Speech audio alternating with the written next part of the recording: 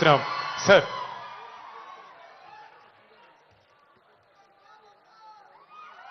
వేదికను అలంకరించిన రాష్ట్ర ముఖ్యమంత్రి వర్యులు శ్రీ రేవంత్ రెడ్డి గారికి, అలాగే పార్లమెంట్ సభ్యులు విశ్వేశ్వర రెడ్డి గారికి, అలాగే మా గ్లోబల్ స్టార్ రామ్ చరణ్ గారికి, మన విజయ్ దేవరకొండ గారికి,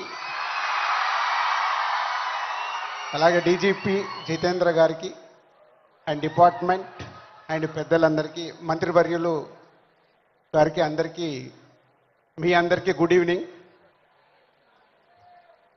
సీఎం రేవంత్ రెడ్డి గారితో ఒకరోజు నేను ఫ్లైట్లో వైజాగ్ నుంచి హైదరాబాద్ జర్నీ చేస్తున్నాను.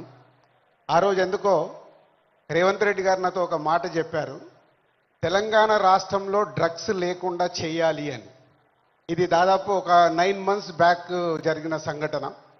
అంటే సీఎం గారికి ఆ రోజు చాలా డీటెయిల్గా, అంటే చిన్నపిల్లల వరకు ఈ డ్రగ్స్ వెళ్ళడం వల్ల మన ఫ్యూచర్ ఎలా ఉండబోతుంది, దాన్ని నిర్మూలించాలంటే అందరం కంకణం కట్టుకోవాలని ఆ రోజు చెప్పడం జరిగింది. ఈరోజు నేను ఈ కార్యక్రమంలో పాల్గొన్నందుకు నా వంతుగా నేను ఓట్ తీసుకుంటున్నాను.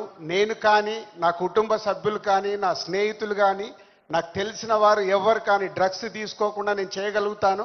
అలాగే నాలాగే మీరు అందరు ఓట్ తీసుకుంటే ప్రతి కుటుంబంలో, మన తెలంగాణ రాష్ట్రం మొత్తం డ్రగ్స్ లేకుండా చేయగలుగుతాం. రెడీయా మీరు? ఇలాంటి అవేర్నెస్ మనకి ఈరోజు అవసరం. ఈ మధ్య మలయాళం ఫిలిం ఇండస్ట్రీలో కూడా ఒక నిర్ణయం తీసుకున్నారు. ఆ ఇండస్ట్రీలో ఎవరన్నా డ్రగ్స్ తీసుకున్నట్టు తెలిస్తే ఆ సినిమా ఇండస్ట్రీ, మలయాళం ఇండస్ట్రీ నుంచి బహిష్కరిస్తామని, అలాగే తెలంగాణ ఎఫ్డీసీ నుంచి తెలుగు చలనచిత్రం కూడా నేను కోరుకునేది ఒకటే, అలాంటిది ఫిలిం ఇండస్ట్రీలో ఎలాంటిదైనా జరిగిందని తెలిస్తే వాళ్ళని నిర్మూలించినప్పుడు, వాళ్ళని నిషేధించినప్పుడు సొసైటీకి, సినిమా ఇండస్ట్రీ నుంచి కూడా ఒక మెసేజ్ వెళ్తుంది.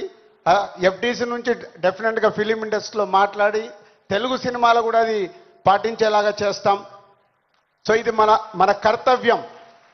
మన అందరం ఓట్ తీసుకొని చేయగలిగినప్పుడు సీఎం గారు కోరుకుంటున్నట్టుగా, డిపార్ట్మెంట్ కోరుకుంటున్నట్టుగా ముందు మన రాష్ట్రాన్ని డ్రగ్స్ లేని రాష్ట్రంగా చేయగలుగుతాం. Thank you. Thank you, sir. Now, it's my pleasure to invite a youth icon who has inspired millions with his social responsibility.